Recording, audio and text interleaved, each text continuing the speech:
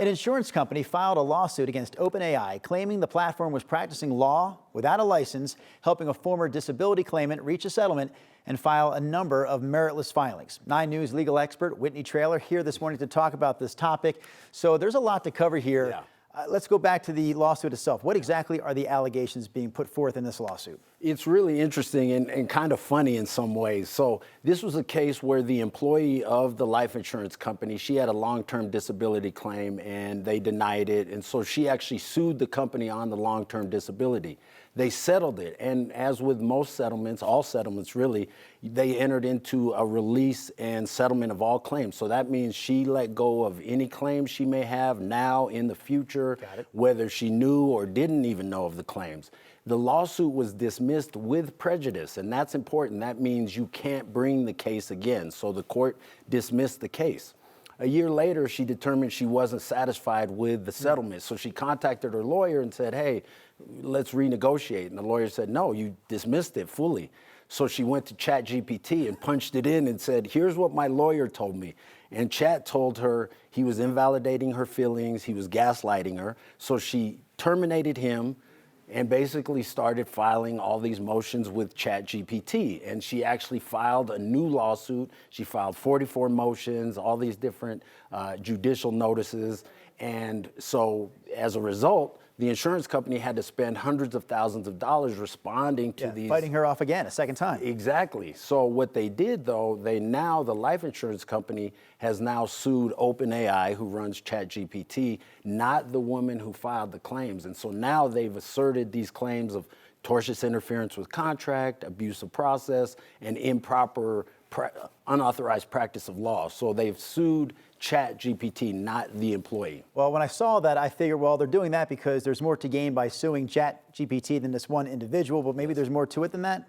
No, I think that's probably right. I think that it's probably the deep pocket in one level, but on another level, I think they're trying to establish a body of law and say, because this isn't a regulated area, so I think they're trying to determine, hey, how far can OpenAI go when it's helping? Right. Is it actually practicing law? And so I think they're trying to assert that. And there's a lot of people who are complaining, or not complaining, but who are criticizing the lawsuit, saying, look, it was the employee who actually filed the lawsuit, not ChatGPT. But it does speak to sometimes the dangers that come from leaning on this piece of artificial intelligence. That's a great point. And actually, OpenAI and Chat, they actually have a disclaimer that says, this isn't, don't use this for legal purposes, this isn't an attorney. But the question is that enough? And so some people are saying this is more of a product liability case. But this is super important because OpenAI, AI is here, the future is now. This is going to be more and more prevalent, and people are using it for law, medicine, all kinds of different advice. But when you have a profession that is regulated like the law, it becomes a very dangerous thing to have this chatbot providing advice. Legal counsel, yeah. So do you think, or should this become a legislative issue?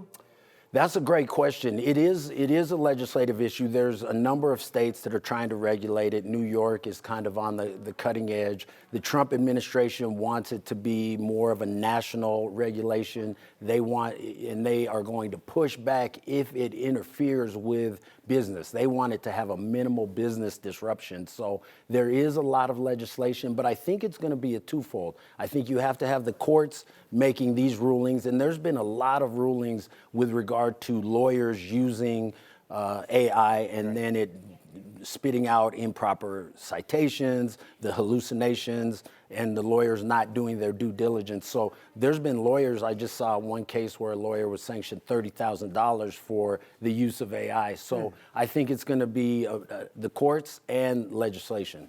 I feel like we should cut you loose. It looks like you're dressed for a long St. Patrick's Day ahead. Yes. Whitney Traylor, always appreciate you coming on the show.